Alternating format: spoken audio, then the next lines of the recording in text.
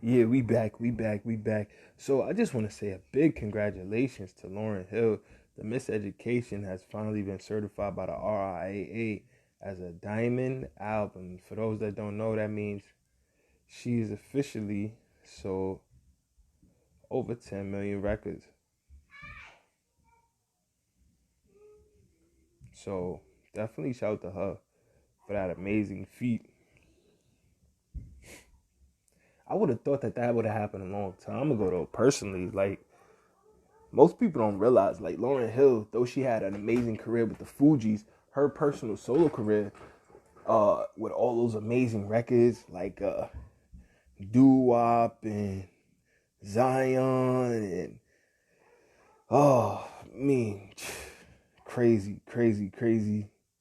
Uh, can't take my eyes off you, and I mean, she's just it went diamond, man. Like I mean, just that Doo Wop record, I would have thought that that would have took the album to diamond by itself. She's an amazing artist, and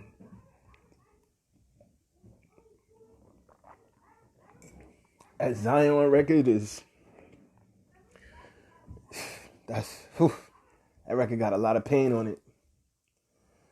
Beautiful Zion. That's man, when she start hitting those real high riffs, man, she taking me someplace, as I'm sure she's taking most people in the world, or she wouldn't have went diamond. You know what I'm saying? 20 years later, the fact that her album can still have this much of an impact, amazing, absolutely amazing.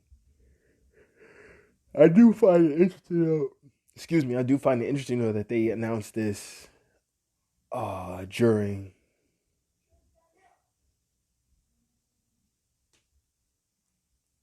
Black History Month. But it's interesting. So the article report from Complex, more than 20 years after its release, the Miseducation of Lauryn Hill has reached diamond status. The Recording Industry Association of America, or the RIAA, for those that don't know, that's the people that count official album sales, shared the news on Tuesday night, confirming Lauryn Hill's debut album has sold more than 10 million units since its 1998 release. It marks an increasingly rare milestone on demanding as on-demanding streaming has caused pure album sales to plummet. Hill has no, Hill has now joined an exclusive list of artists who have earned diamond certified records, including Michael Jackson's Thriller, Adele's 21, Britney Spears' Baby One More Time, Eminem's The Marshall Mathers LP, and Tupac's All Eyes on Me. Listen, and those are all great albums, but you telling me that those albums went diamond faster? Something tells me that there was something wrong with these numbers, man. I'm just saying. The Miseducation of Lauryn Hill, the article on Complex continues, was both a critical and commercial success, debuting at number one on the Billboard 200 chart with more than 422,000 sales in its first week. The thing sold 500,000 copies in its first week almost 20 years ago. And you telling me it took 20 years to go diamond? Like, just think about that. Think about the amount of momentum it came out the gate with. Why would it take 20 years for something that's that masterful, that has that big of a cachet in the audience to sell 10 million copies? I don't know. It also earned Hill 10 Grammy nominations and 5 wins, including Album of the Year. So 10 Grammy nominations and 10 times platinum. Best R&B album, best female R&B vocal performance for Doo Wop, also known as That Thing. The project spanned 16 tracks, 2 of which were hidden, and featured guest appearances by Mary J. Blige, D'Angelo, and Carlos Santana. Mm-mm-mm. Though many believe the effort marked the beginning of a prolific solo career, Hill never released a follow-up album. The 45-year-old artist spoke about this decision in a recent interview on Rolling Stone's 500 Greatest Albums podcast, explaining how the game changed due to all her success. The wild thing is that no one from my label has ever called me and asked, how can we help you make another album? Ever. Did I say ever? Ever, Hill said. With the Miseducation, there was no precedent. I was, for the most part, free to explore, experiment, and express. After the miseducation, there were scores of tentacled obstructionist politics, repressing agendas, unrealistic expectations, and saboteurs everywhere. People had included me in their own narratives of their success as it pertained to my album, and if this contradicted my experience, I was considered an enemy. She continued, I think my intention was simply to make something that made my foremothers and forefathers in music and social and political struggle know that someone received what they sacrificed to give us, and to let my peers know what that we could walk in that truth proudly and confidently. At that time, I felt like it was a duty or a responsibility to do so. I challenged the norm and I introduced a new standard. I believe the miseducation did that, and I believe I still do this. Defy convention when the convention is questionable. Yo, the miseducation of Lauryn Hill, one of the best albums of all time.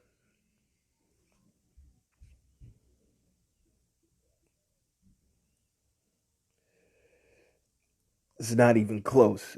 It's really not even close as one of the best albums of all time. It should have been went Nyman.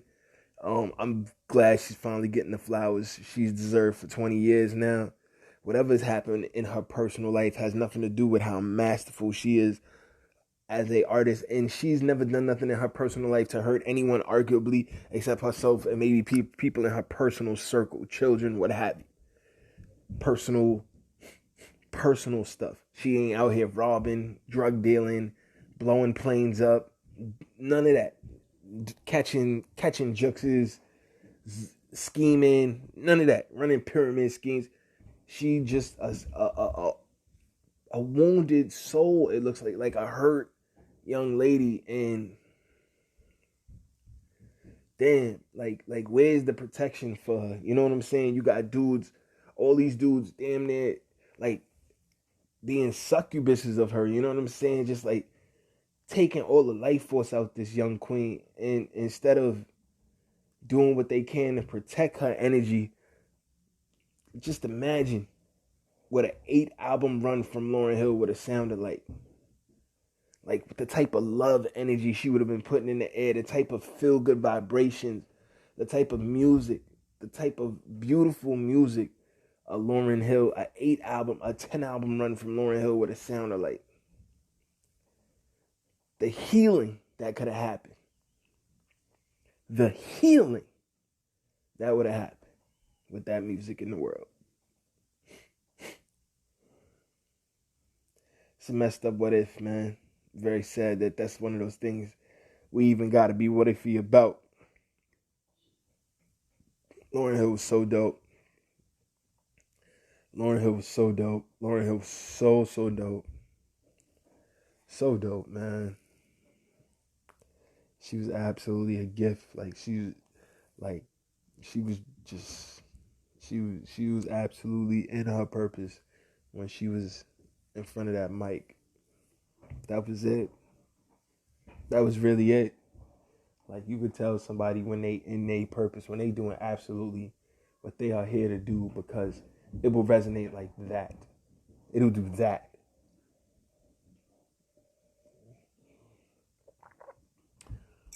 She was in her bag, man. She was in her element. Music can't do nothing with her.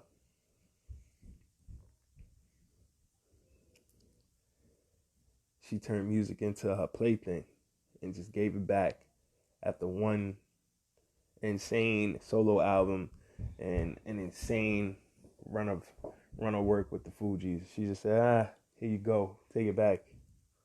Craziness. People say fame and all that is everything you could ever want until you see some people get it and they don't even want it. Makes you wonder what's going on the other side of fame sometimes. Truly does make you think. We're going to jump into a quick break, gang. We'll be right back.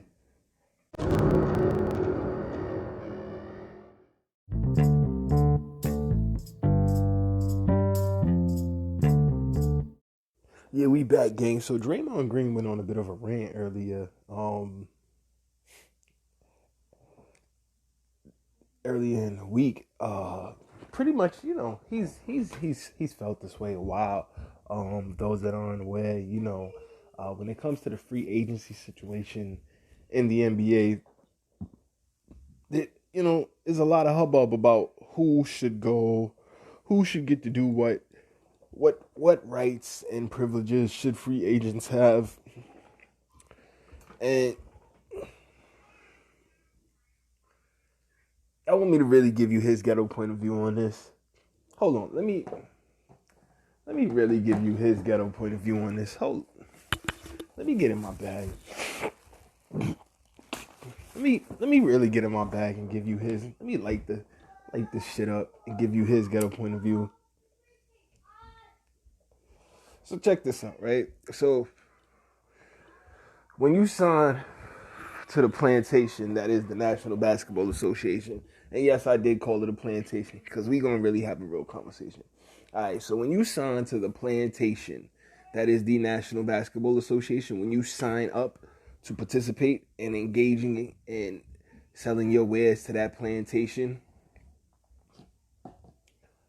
what they expect you to do, like they had the issue with Kyrie Irving earlier, how a reporter told him, you are property. You are property and you need to deal with that. And he lost his. He's like, who are you talking to? I'm not nobody's property. Oh yes, you are property because they can buy you, they can sell you, they can pick you up and trade you here, trade you there. So technically, you are property. She's not wrong. He is property in the sense of his talent, his abilities are sold to the highest bidder. So in that way, he's very much property. But then when he wanted to start his own league, everybody looking at him like he crazy. Why? So he could sit around and have somebody call him property? Because that's better, right? But then when he gets upset and he don't want to deal with nobody, people say he's wrong. How can a man be wrong for not wanting to be dealt with in that fashion? Just explain it to me. The man is like, yo, I'm not property. I'm a player. I'm highly good at what I do. I need to be respected in my field, and I have the right when my contract is done, like anybody else who's amazing in their field, like a good salesperson, like a good coder, like a good doctor, like a good executive on Wall Street, like a good computer, like a systems computer engineer, whatever, a certified hacker, whatever you do, whatever you're good at. When your contract is done, you have the right to go apply your wares, apply your crafts for the highest bidder or for whatever bidder you deem fit.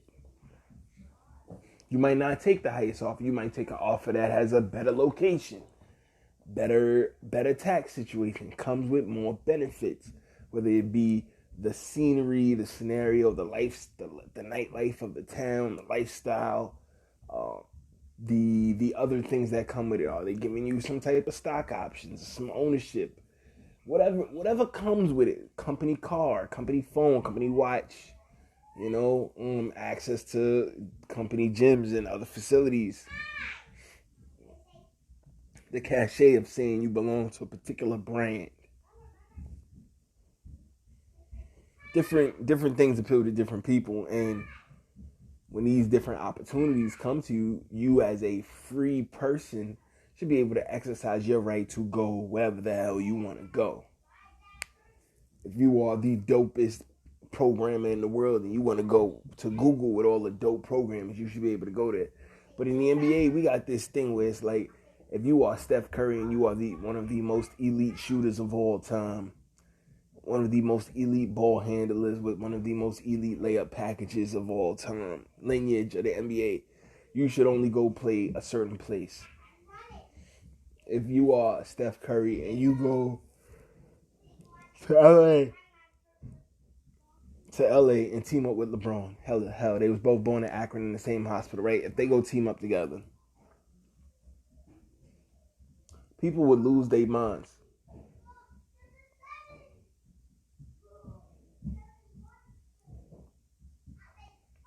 People would absolutely lose their minds. Why?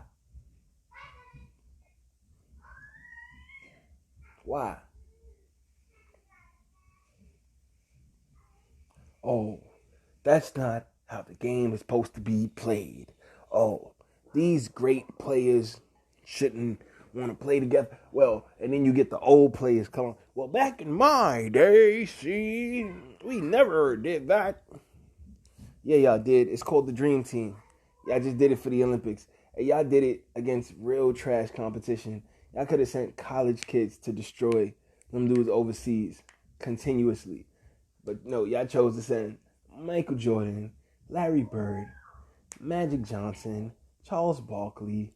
Like, y'all chose to send a squad full of killers to go play against a bunch of kids that could barely pick a ball up. And was beating them like 180 million to 4. And nobody said nothing about it. Y'all got the kids wanting autographs and, you know what I'm saying, asking for your jerseys, and it's crazy. Like, it was just a world tour. And when the Boston Celtics, they take Larry Bird and they put him with all these other, like, literally like 10 Hall of Famers around him on the team at one time. That's perfectly fine because the team decided to do it. Red Auerbach, he's a great GM, you know? Man.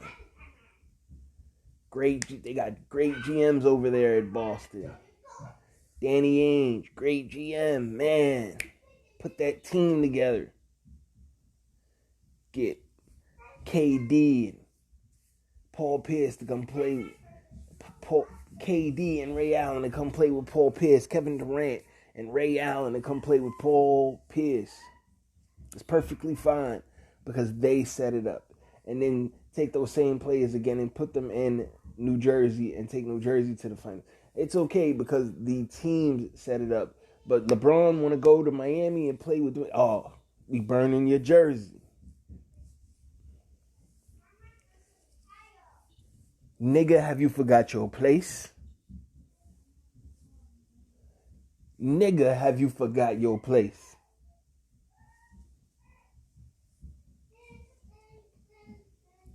How dare you? How dare you? Nigga, you have forgotten your place. Get back in line, boy. Get back in line, boy. Nigga, you have forgotten your place.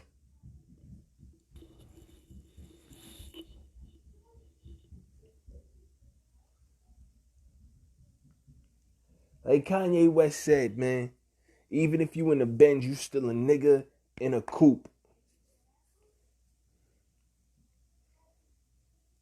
Dudes like Kyrie Irving, man, get tired of having all access to all that money, all that capital, and not being able to do something more impactful for their community. Dudes like Kyrie Irving get tired of that. You got people like Stephen A. Smith who are absolute sellouts who tell people like Kyrie Irving they should retire because they're tired of white people getting to tell them that they're property. Do you tell the coders at Google that they're property? The intellectual copyrights they create while working at Google may become Google's property.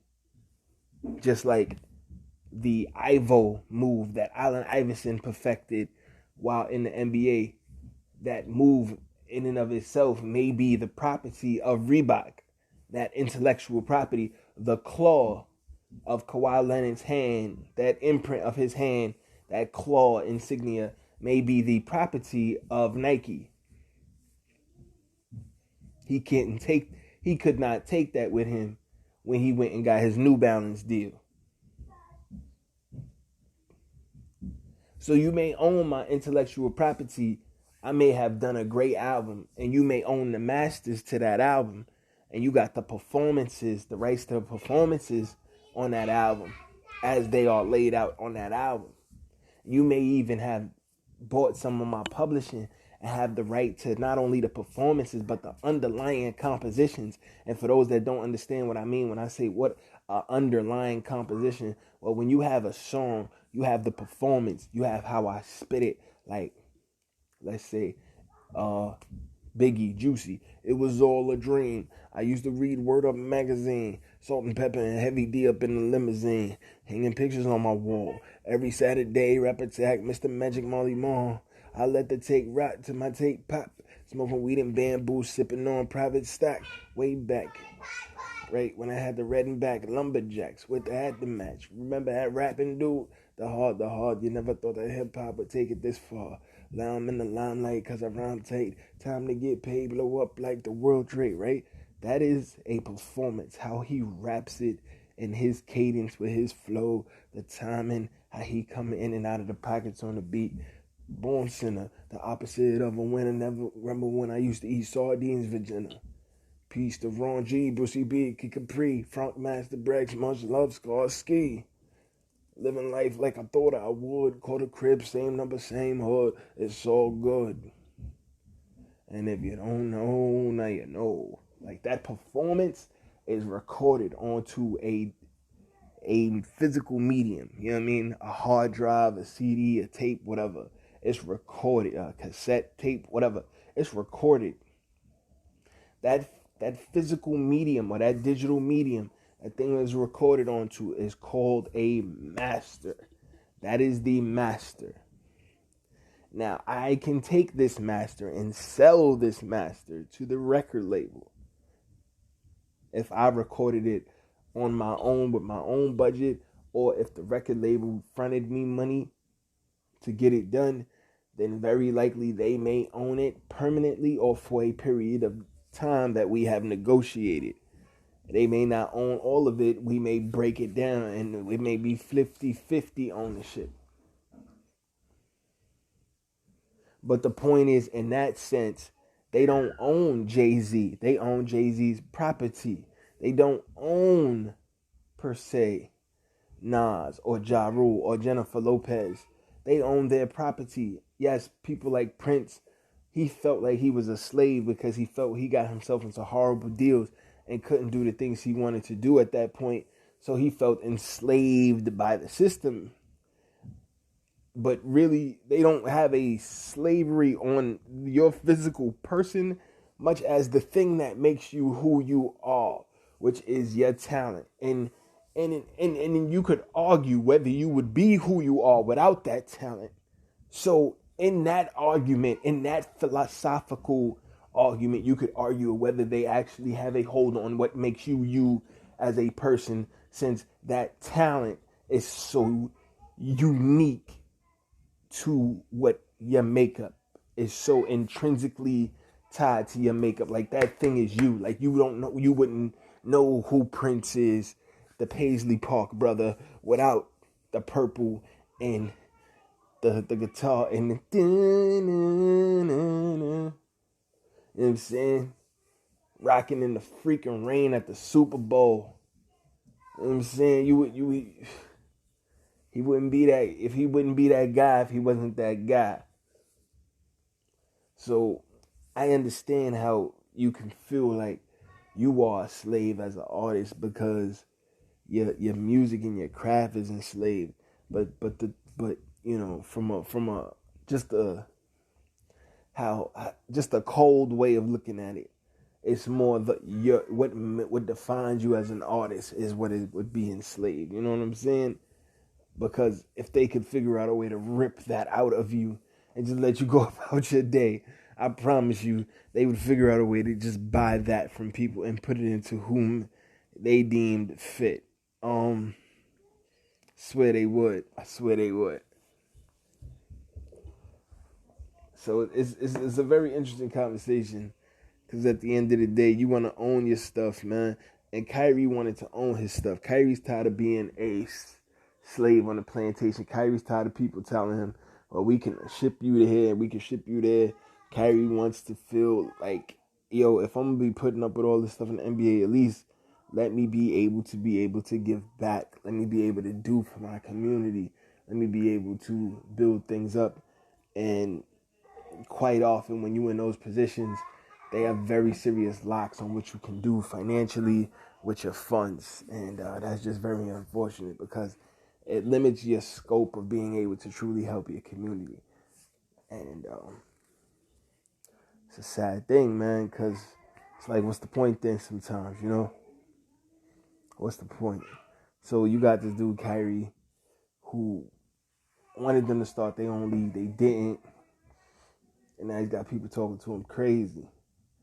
Bring it up full speed to the Draymond situation. You got Draymond saying that players should be able to go where they want, as opposed to when LeBron goes where he wants, they burn his jersey. Kyrie goes where he wants, they call him weak. And Kevin Durant goes where he wants, it's quote unquote, to quote Stephen A. Smith, who played some D3 ball. So, you know, it's kind of sad when a baller turns on ballers like this. But called it the softest move that he's ever seen by a superstar athlete. Just disgusting. You know, you got people like Russell Westbrook calling Katie a cupcake. And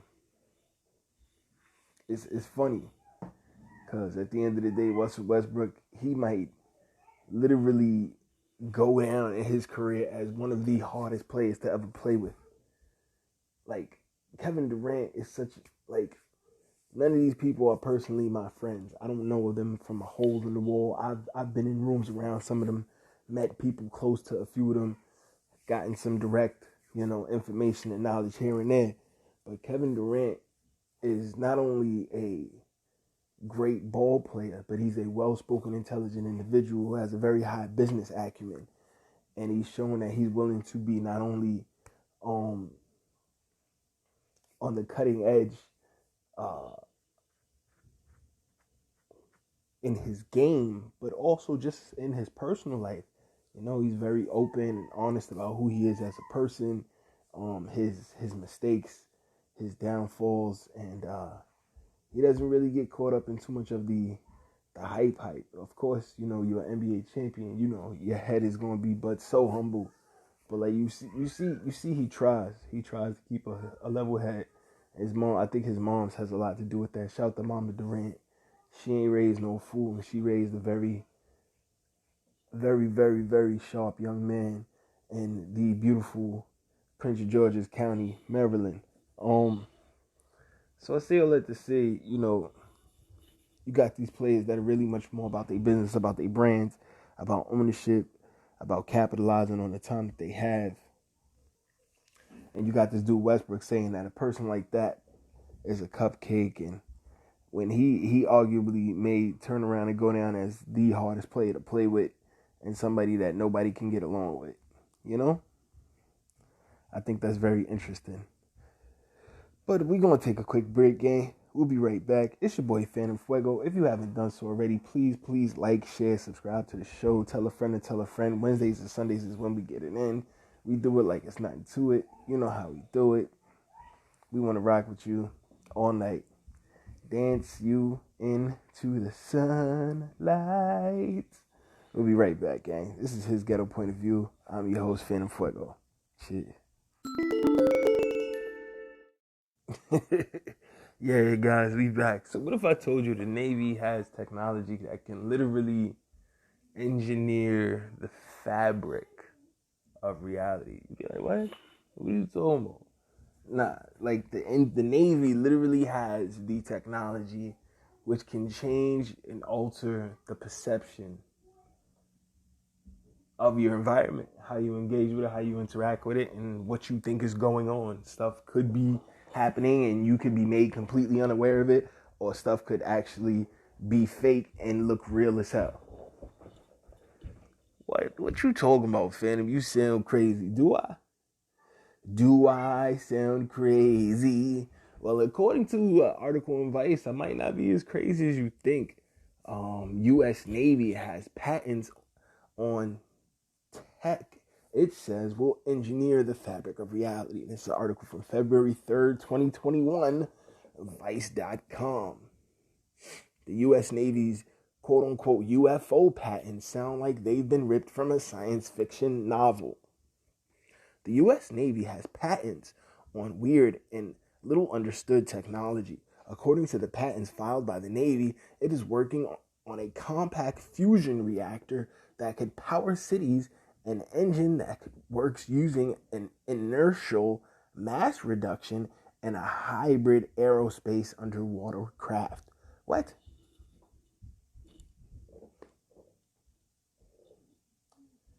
A airspace underwater craft?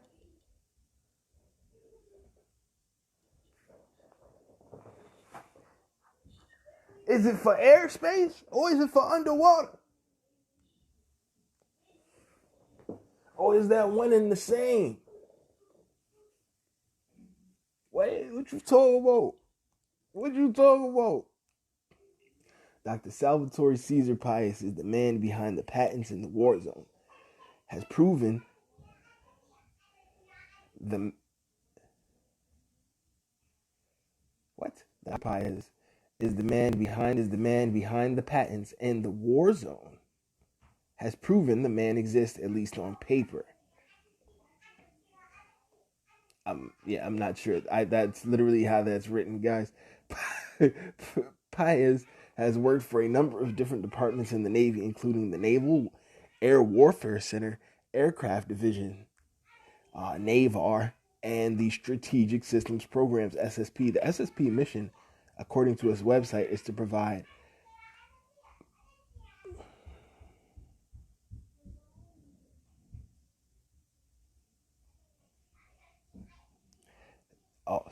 gang. The mission is to provide credible and affordable strategic solutions to the warfighter. It's responsible for developing the technology behind the Trident-class nuclear missiles launched from submarines.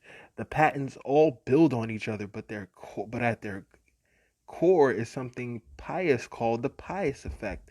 This is the idea that controlled motion of electrically charged matter via accelerated vibration and or accelerated spin subjected to smooth yet rapid acceleration transients in order to generate extremely high energy, high intensity electromagnetic fields. Essentially, Pius is claiming to use properly spun electromagnetic fields to contain a fusion reaction. That plasma fusion reaction he claims to have invented will revolutionize power consumption. Experts theorize that a functioning fusion reactor will lead to cheap and ubiquitous energy. One of Pius and the Navy patents described what propulsion system and fusion drive would be used for: a hybrid aerospace underwater craft. So these dudes is making a hybrid airspace underwater craft with a fusion drive propulsion system. According to the patent, the craft could travel on land, sea, and outer space at incredible speeds.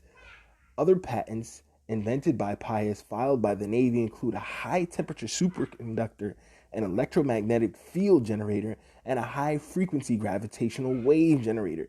It all sounds like science fiction, and the Navy has been skeptical too. Sure they have.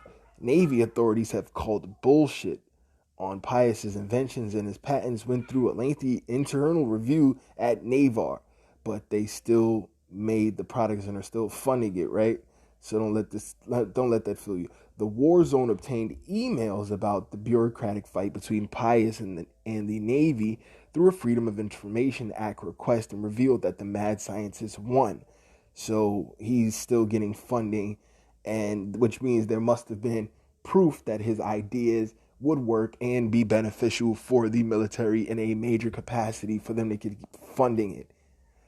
According to the patent, some of the technology is operable, which means the shit works already. That means the Navy is claiming Son of Pilots' while tech works has been demonstrated to Navy fields, and it must have been demonstrated to effectively work and work in a way that they feel they'd be successfully able to implement it, and keeping him around makes sense. The physics of what Pius is claiming are beyond theoretical and beyond the ken of the layman or lowly science reporter, but a paper about his compaction fusion reactor was accepted by the peer-reviewed Institute of Electrical and Electronic Engineers Transactions on Plasma Science and published in its November 19th issue. The fact that my work on the design of a compact fusion reactor was accepted for publication in such a prestigious journal as the IEEE TPS should speak volumes as to its importance and credibility, and should eliminate or at least alleviate all misconceptions you or any other person may have in regard to the veracity or possibility of my advanced physics concepts. Pius told the War Zone in an email. Pius continued to toot his own plasma horn. Do you realize that my work culminates in the enablement of the Pius effect, original physical concept, he said. Such high energy electromagnetic radiation can locally interact with the vacuum energy state, or VES, the VES being the fifth state of matter, fifth essence, or quintessence. In other words, the fundamental structure, foundational framework from which everything else, space, time included, and our quantum reality emerges. Wow. The engineering of the Pius effect can give rise to the enablement of macroscopic quantum coherence, which, if you closely have been following my work, you understand the importance of. If the email Pius sent sounds like jargon filled with ramblings of a mad scientist, you are not alone. The Pius email sounds like the jargon-filled ramblings of a mad scientist, but the Pentagon does have a history of successfully fostering cutting-edge technology. Successfully fostering is a bit of an understatement, guys. What they mean to say is these dudes make amazing stuff. Like if you go on YouTube, if you get a second and look at some of the stuff DARPA has created, who's a part of the defense fund, like these dudes have computer chips that they can put into people's brains who have disabilities and can reawaken what you thought were crippled parts of people's bodies. What? You heard me. Reawaken crippled parts of people's bodies.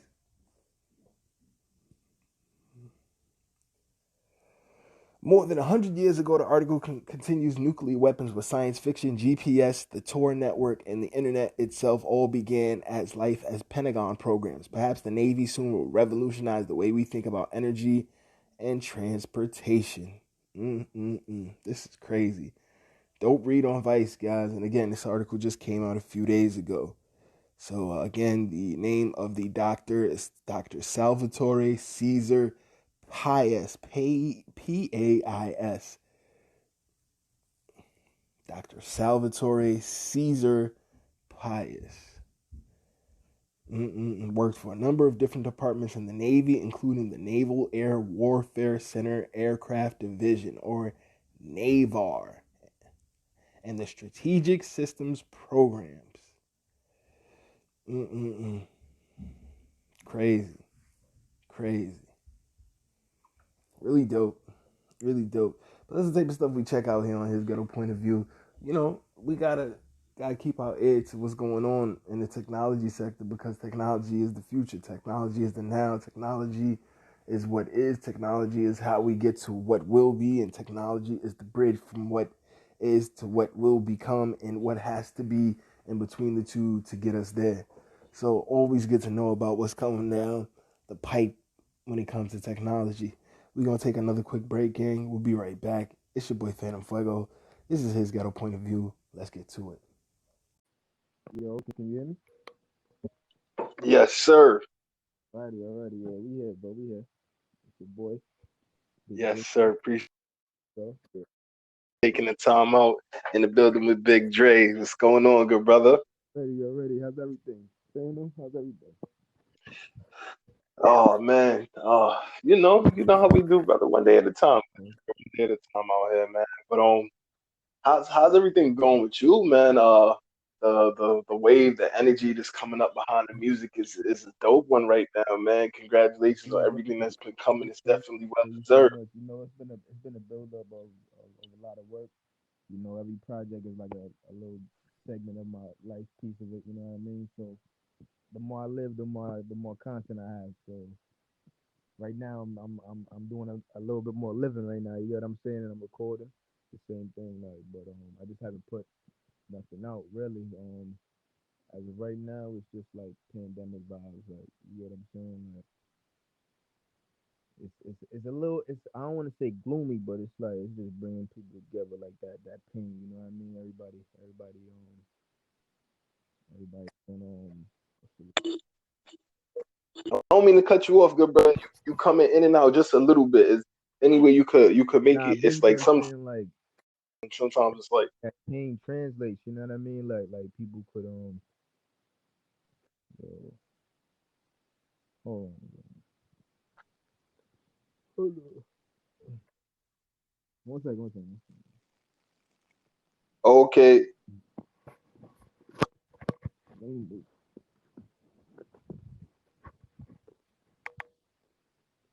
you get me now? Yeah. Basically, I'm saying like yeah, yeah, that much better. pain during the pandemic is relatable. Some people took some losses.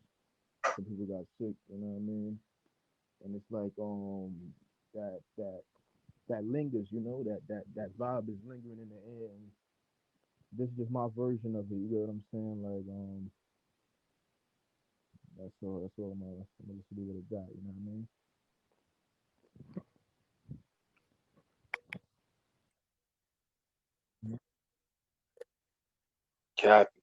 Copy. So, the new project you're working on, man. You said you finished the music video. Yeah, I If was I out heard in you correctly Brooklyn. earlier, correct? I was out in Brooklyn today.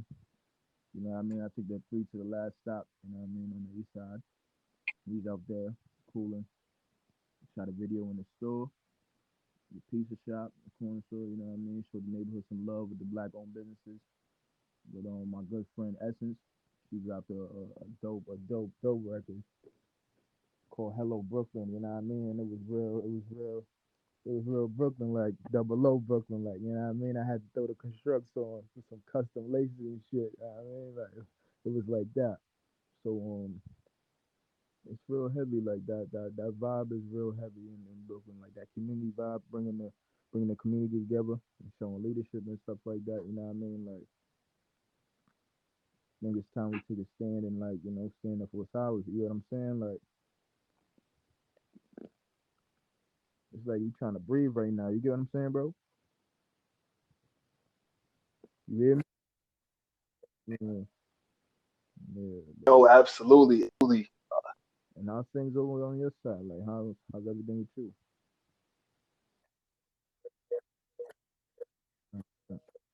Oh, good sir. Can't complain. Can't complain. What?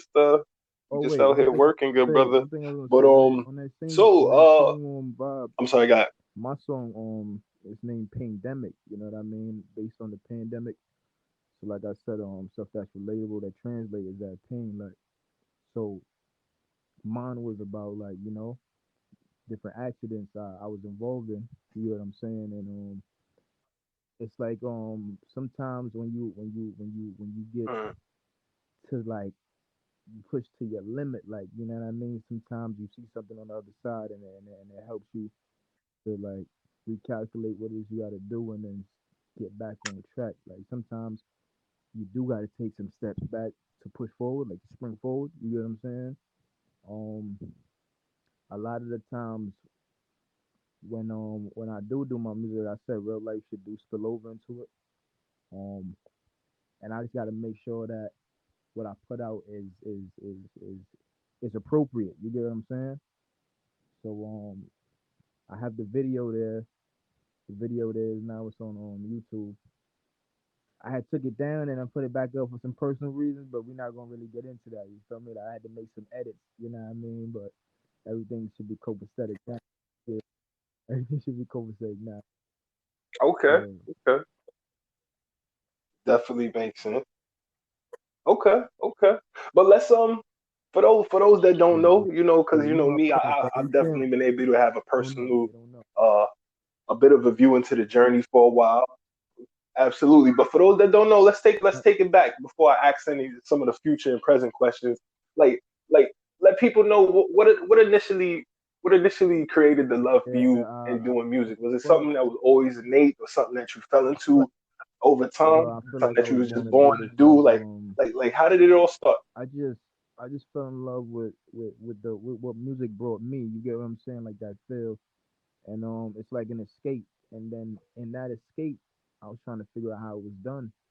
And then that's what led me to the booth, especially other people seeing my dedication and the wordplay. Like, something I never told people was growing up, like when holidays used to come around, my family used to actually pay me to write down, like I'll write on a piece of paper, a little, I guess you could call it like a sonnet, like a little poem, you know what I mean? For whoever they'll say, oh, can you write it's such and such birthday, or this and that person's anniversary, or it's Christmas, or and then I'll write something, and then they'll write it over in their own handwriting, and they'll pay me for that. So you know what I mean? I've been on some like it been poetic. I know one of my last interviews I said Dr. Seuss, but I switched it up too. You get what I'm saying? So you gotta know, like, even since back then I was real versatile with wordplay. Another good example is I remember in second grade Mm, when I was there for the second time. Ironically, there was a class project, and we had to choose to basically do a poem on a calm day, or like a natural disaster. And I remember I did two separate poems. You know what I mean? I did one on a hurricane, like a tornado kind of effect, and then one about like a calm day, and I got like 100 on both. You get what I'm saying? Like that's how I used to cap myself on poems, like on just wordplay, bro. You know what I'm saying? So then it's like, how do you take mm, your love of like literature and music and vibes and rhythm, and then put that all in one, and you get music, bro. So that's why it's like I said, the more I live, the more mm, the more music I can produce, because it's coming from a real source. You know what I mean? So once it's coming from a pure source, that energy, you know what I mean, you gonna feel it. And I realized that like it's real important what you put out, because I've realized that since I've put that last song out, the pandemic song, where I'm really like in my bag again, that that I don't want to say it left a stain, or but it left a mark, where it's like, until I do something else that's drill, it seems like the vibe is stuck there. You get what I'm saying? Does that make sense? It's like you only known mm. for your last project or your last piece of work. So it's like, I'm yeah, yeah, You last good as hit your the damn last near, you your know what I last mean? hit. But Of right course, now, of I'm course, I'm I'm in a absolutely. pocket where I can say, you know what, I can keep going melodic with it. I could keep going this way, or I could bring it right back to where it was at. But that's the beauty of it. You know what I mean? Because it's always growth. It's always growth. Right. Yeah. Oh, that's dope. That's very dope. So what I hear a lot, if you could correct me if I'm mistaken, what I hear a lot in your initial answer is that Right. the words have always been something that have been meaningful to you.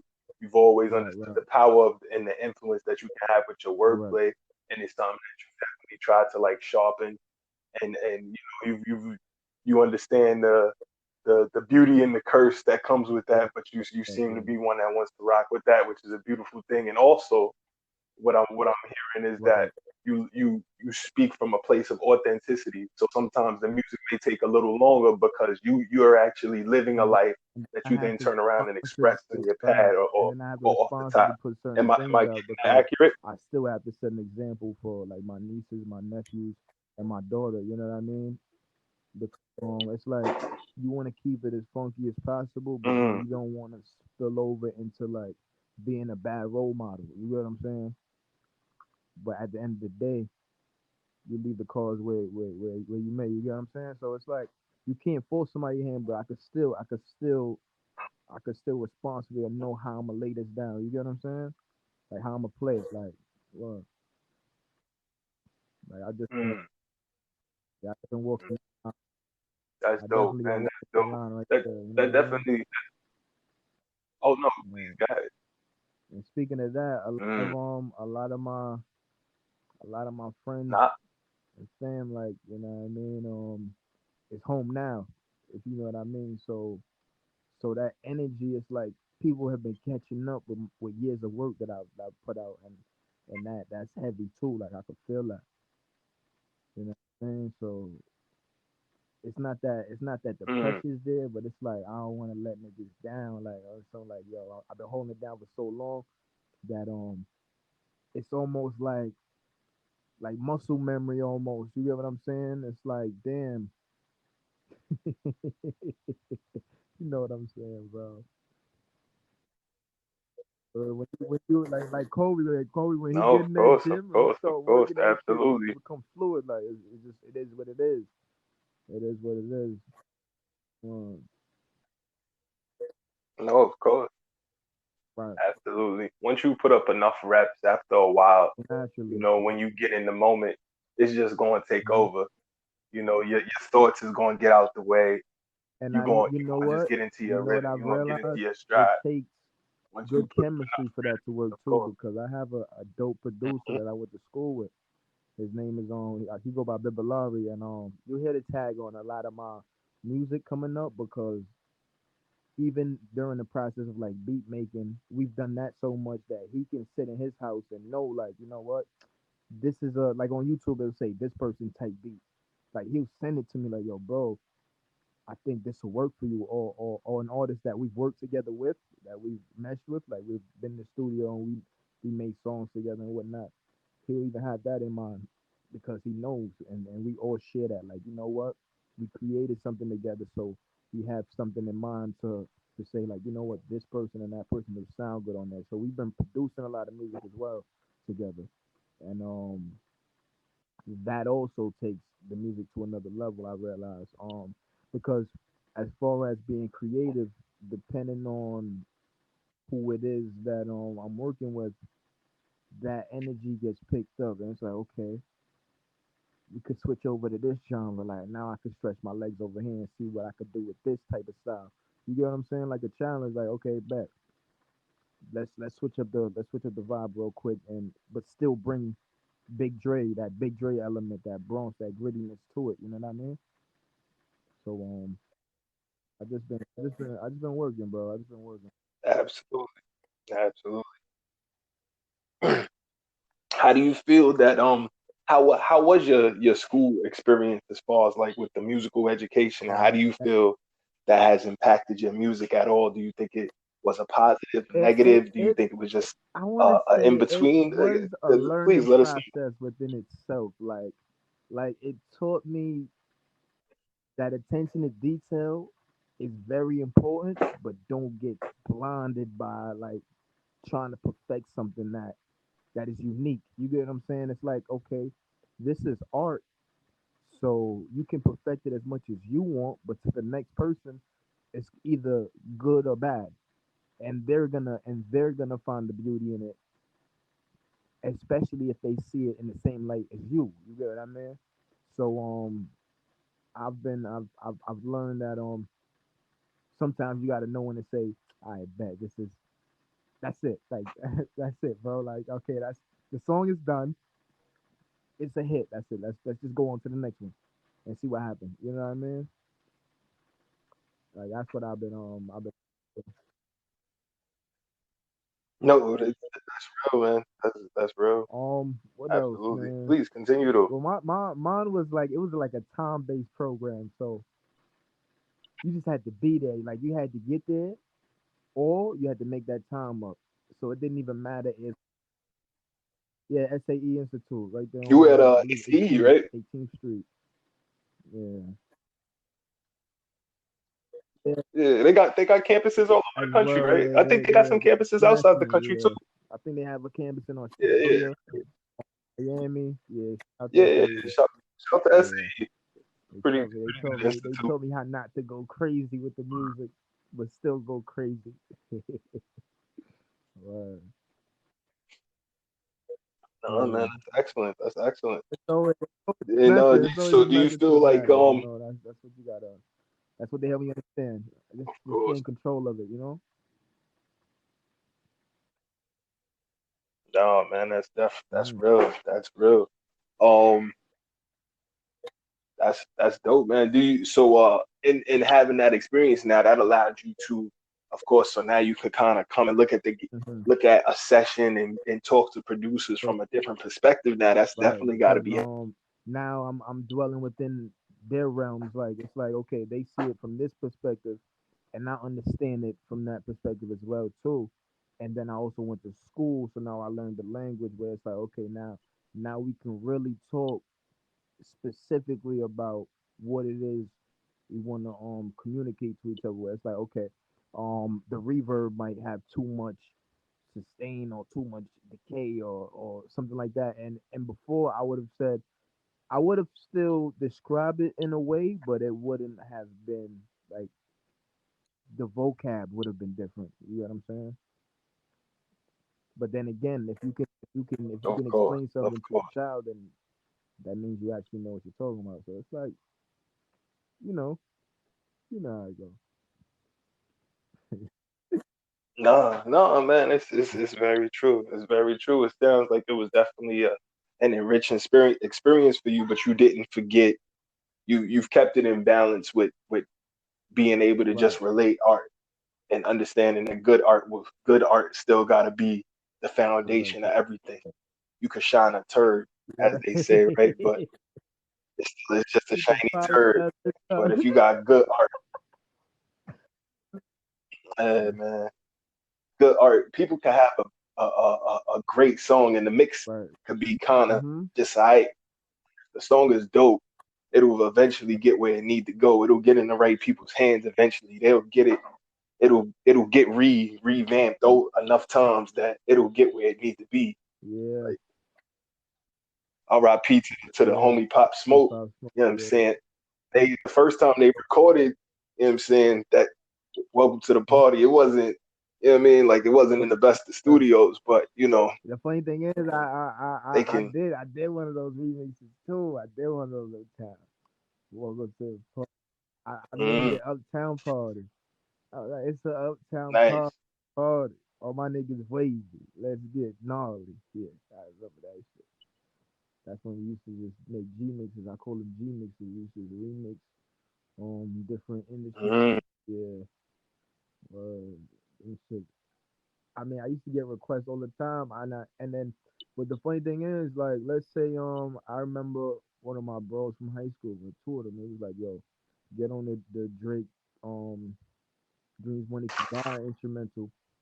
And I remember I was getting on the full bus from Elder Ave to Simpson Street, you know what I mean? And on that ride, I was on my way to the studio. Like that motivated me to get to the studio. So I wrote the 16 within that ride. You know what I mean? And then when I got on the train, I was playing it back with the beat. And back in those days, it's like a nigga ain't have like I had two phones, but they wasn't on. So it's like one phone would just play the song with the Wi-Fi, and then the other song, the other one will play the note. Like I have the notes going, like you know what I mean. And then I'm playing it, and I'm writing my shit. And then by the time I get to the studio, I go in there and I record it, and then I send it back out to them. Like you know what they would like this, like you know what I mean. Let me see if they like it, and then they'll fuck with it, and that's how it started. You know what I mean? mm, mm. I like when people tell me like, "Yo, get on this beat or get on that beat," because in my mind I'm like, you know what? They like this song. It's the reason they told me to get on it. So now all right. Let me see what I can do to it. You know what I mean? And I used to do that a lot of that, a lot of that. No, it sounds like people like to get your take or your perspective or hey, your juice or your version Right, right, right. of the particular wave. Ju- No, that's excellent, Yeah, man. It yeah, just absolutely goes back to that thing with the lyrical prowess and hmm like you said, since you was a youngin', people been it seems like that's an energy that's gonna follow you your whole life, man. That's a beautiful thing. That's a fact. That's a fact. Yeah. That's excellent, man. So let's bring it up to modern times. So Mhm. what in understanding everything going on with the current climate and how they shutting down all the shows out here in NYC Mhm. and everybody having to revamp and recalibrate. What's been your strategy to kind of revamp and like be able to still get your stuff to the fans in a way that makes sense in today's crazy climate? Like just take it all home. Like meaning Mm, just find a space that you can dwell in and work in and get a good vibe going and make your content yourself. However, like however you have to do it, whether you gotta record the shit yourself, whether it's a video or audio, know what I mean, and just put the work in. It's just another challenge to overcome. You know what I mean? The circumstances might have changed on the outside, but it's the same fight. You still gotta head towards your dream. You know what I mean? If you're not fighting towards your dream, you're not really living. And if you're not living, then I mean, mm, what are you doing? You get what I'm saying? So I just see it as another angle of the same struggle that we fighting. But I feel like we more equipped now. mm, We more equipped now because of everything we already been through. It's like, you know what? We were prepared for these circumstances, but let's not let it overwhelm us. But let's keep it pushing, man. Keep it going. Keep that hope alive. You know what I mean?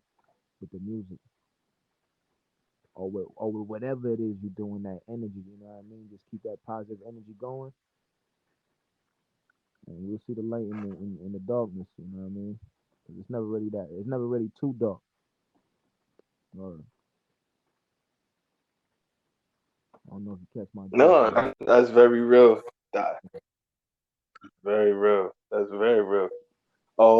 So uh what's the name of the next project you got coming out, or is it untitled as of right now? So you know me, I'm always working on more than one thing. So I'm gonna just throw three names out there, right? So Mm, I have a UMG project that I'm thinking about naming "In God We Trust," which is a bunch of different mm, features. You know what I mean? Then I have the I'm thinking about doing a volume 2 to Married to the Mob, and also the Lucifer Draco season, Lucifer Flow tape that I'm doing where it's just all originals with me and producer Bibilari. And based on my experience, maybe like 2 days ago and today, being in Brooklyn, like that vibe is so heavy that I want to record. Like if I have to re-record the entire project just from scratch, just to get the production going, like you said, like just to show that growth, like with better equipment, better sound, with more hands-on and more intricate with the beat and everything, and breaking it down to the finer details. You know what I mean? Not killing ourselves with it, but just getting it right. And I think that I could do that out there, like that. That vibe is. I picked up on that, and that shit is dope. That's all I can say. That shit is dope. Um, so Draco season, yeah. Just think of like dark nights and bright days. You know what I mean? Like that's how we coming on that. Like, it's gonna get real dark. It's gonna get real dark on that one. But it's gonna have a good that's feel. You get what I'm excellent, saying? man. It's gonna have a good feel though. Like one of the singles is called Phantom, right? And when I saved it by accident, like you know how you try to master the track or this and that. It was just references, but one time we had saved it and it said Phantom 8 Master, and I just thought of Kobe.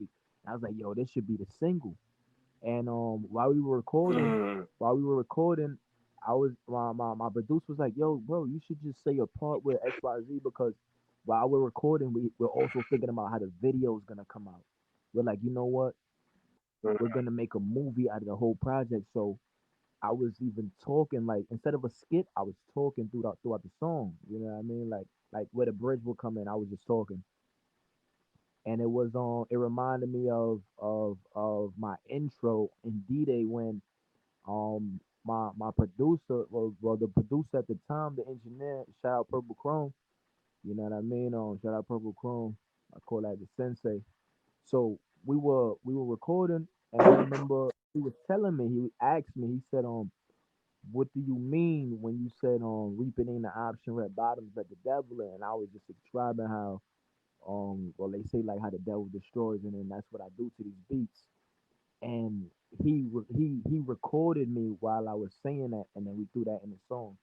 So that that same method is on that project too. It's like you always got to take pieces of what has worked for you and then throw it in your new stuff. You know?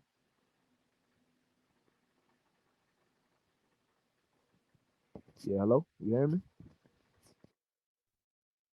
Mm. Like,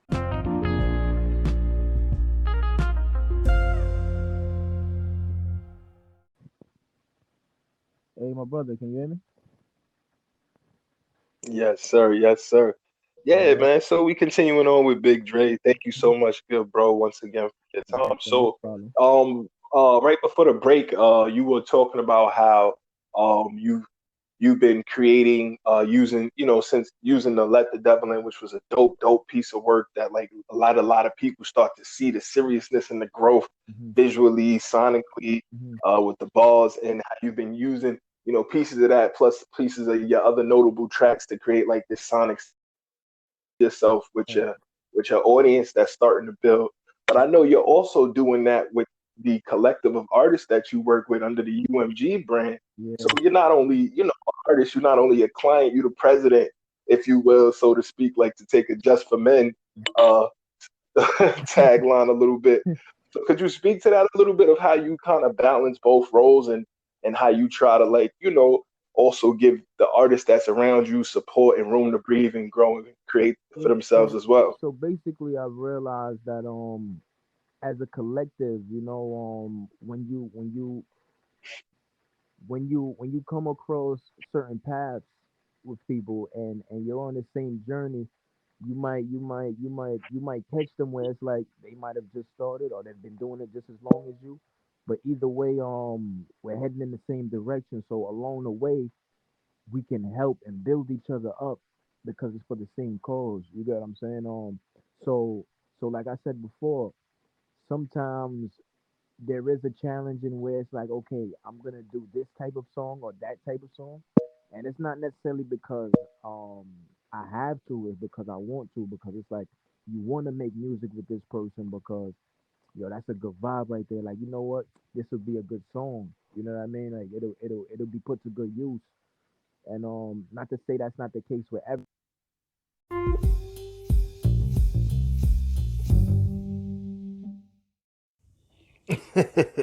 Yeah, we back. We back. So shout out to Byg Drey for coming through and giving us a check in with everything that's going on with him and UMG. Unfortunately, we had a little bit of a connection issue on his end, so we'll get him back in here ASAP for another check in ASAP.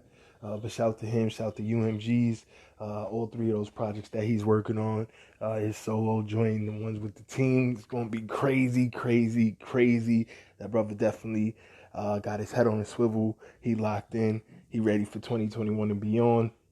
And he got some amazing stuff in the chamber, ready to lock, ready to explode out. Crazy days, crazy days, crazy days. Where do we go from here? Speaking of people that's been going, getting to work, getting to it, 21 Savage has been literally having beast mode pen game.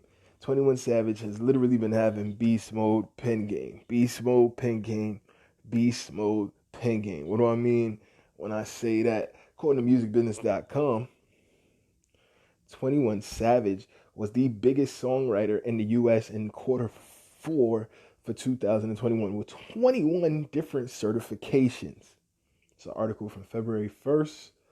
The National Music Publishers Association, or the NMPA Gold and Platinum Program, has announced the top songwriters for quarter four 2020, including the top songwriter for quarter four period. During October, November, and December of 2020, 1,670 gold, platinum, and multi-platinum certifications were awarded, and 21 Savage was the top songwriter overall with 21 certifications. Now, I don't mean to sound silly, but anybody who knows about 21 Savage knows one of his like ad libs is 21, 21. And so for 21 Savage to get 21 certifications going ending 2020 going into 21 is 21, 21, 21. He's published by BMG. I mean, you can't make this type of stuff up. 21, 21, 21, 21, 21, 21, 21, 21, 21. The article continues in partnership with the RIAA, the Recording Institute Association of America, the people who count the numbers, Gold and Platinum Program, the NMPA finds and certifies the songwriters and publishers of RIAA certified singles. RIAA counts both sales and on-demand streams toward its gold 500,000 platinum, 1 million, and multi-platinum 2 million plus thresholds. Thousands of songwriters have been recognized since NMPA's program began in 2007. 21 Savage was followed by Trippie Redd, published by UMGz with 19 certifications, so shout to Trippie Redd. Kanye West, who was published by Sony ATV, was the top songwriter of Q3 with 39 certifications. J. Cole, published by Universal Music Publishing Group, was the top overall songwriter in Q2 with 21 certifications. And Lil Baby, who was also published by UMGz, was the top songwriter in Q1 with 22 certifications.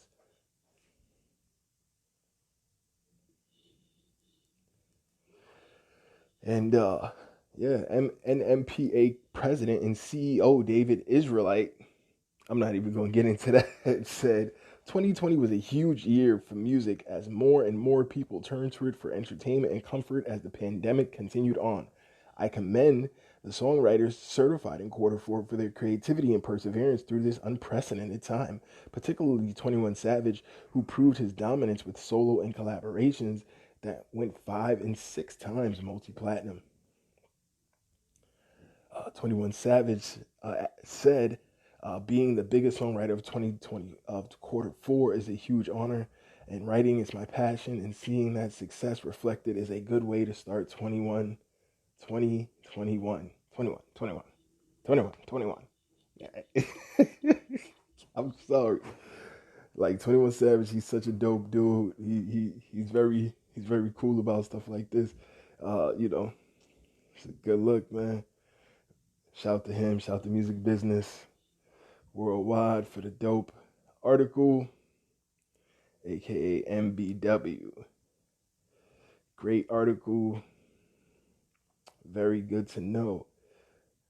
Also, I'm a big proponent of hemp fibers, and how hemp is absolutely the strongest material on the planet, and it's not only good for what ails you, because those who know me know I use it for all of my ailments, for my several injuries and procedures, but it is one of the best things to make paper, clothes,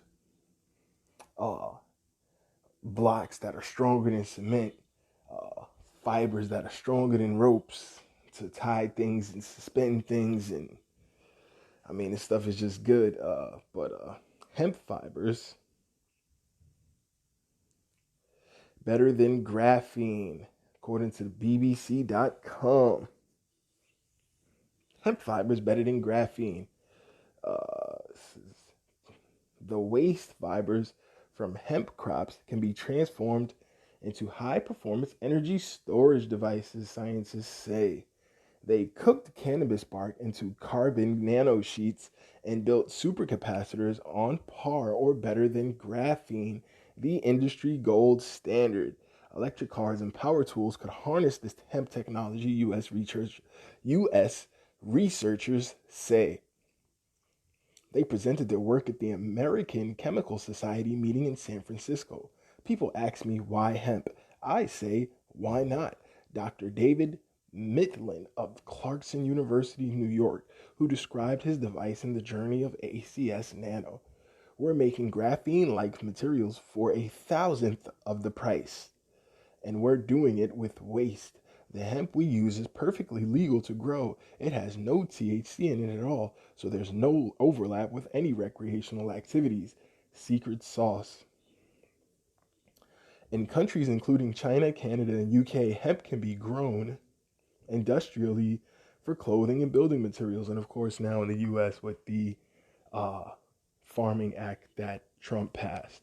But the leftover bast fiber, the inner bark, typically ends up in a landfill. Dr. Mitland's team took the fibers and recycled them into supercapacitors, energy storage devices, which are transforming the way electronics are powered. Conventional batteries store large reservoirs of energy and drip feed it slowly, whereas supercapacitors can rapidly discharge their entire load. They are they are ideal in machines that rely on sharp bursts of power. In electric cars, for example, supercapacitors are used for regenerative braking. Releasing this torrent requires electrodes with high surface area, one of graphene's many phenomenal properties. Stronger than diamond, more conductive than copper, and more flexible than rubber, the miracle material was the target of a roughly $75 investment by UK Chancellor Greg Osborne.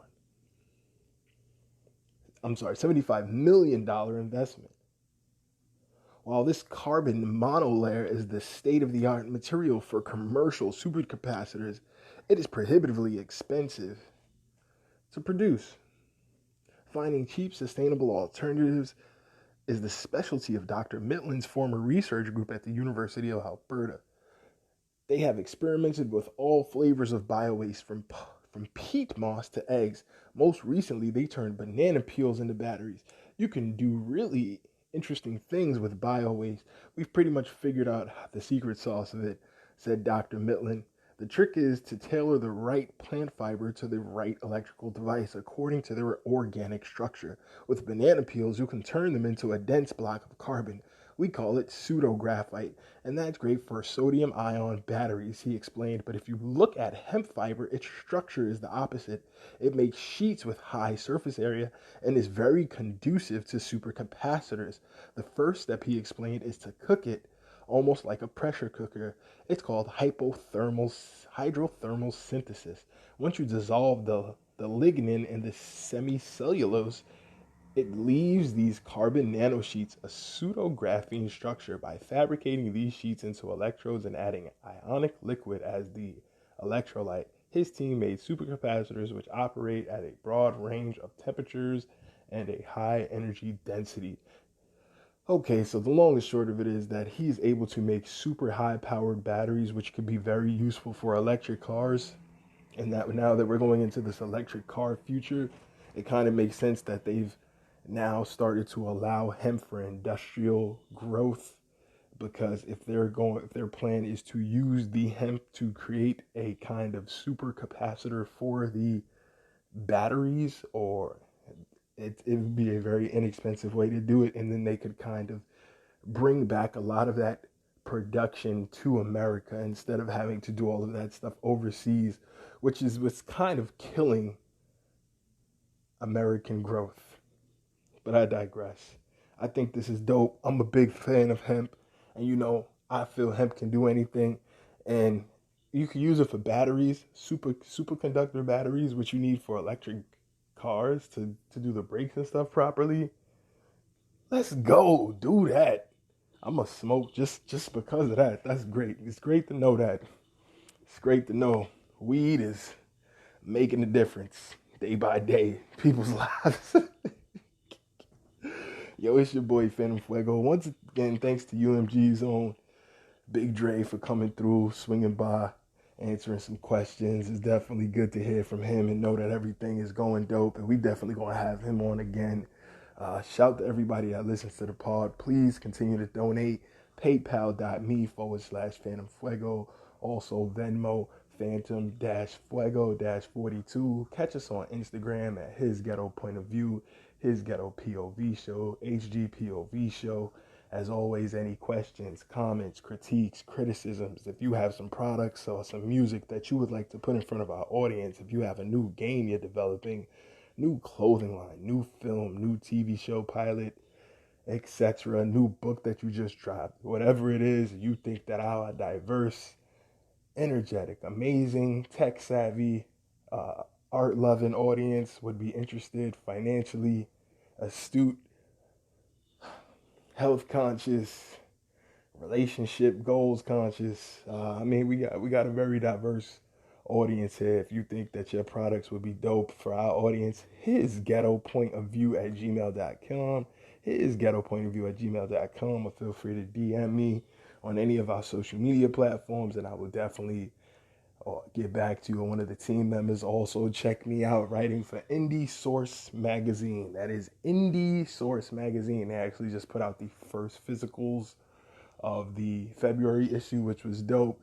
And now they are working on the March edition, which will also have a physical copy to it as well. So, I'm feeling humbled and honored. This is the first time that I've been a part of a magazine that got a physical distribution element to it as well. So I'm really excited about it. And, just stepping in, man, stepping into this greatness and stepping into, things that I'm passionate about and just moving forward, man.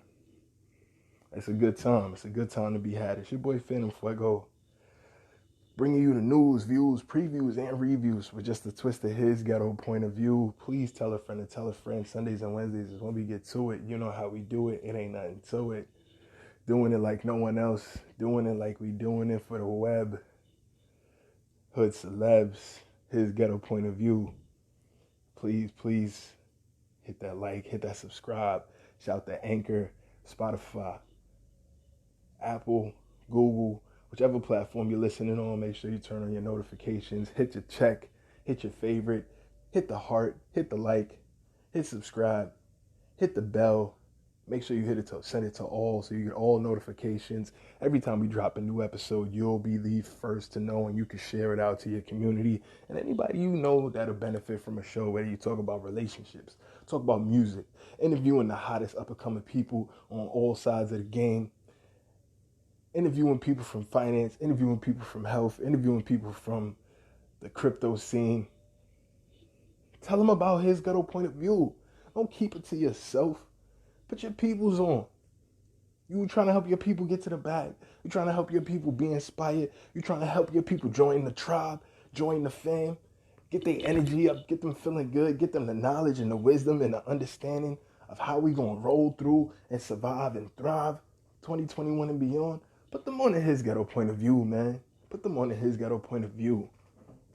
We out here. It's your boy Phantm Phuego. Thank you guys so much as always for rocking with me each and every week. It's always a dope experience. Check in with me. Peace. See you Wednesday. Much love.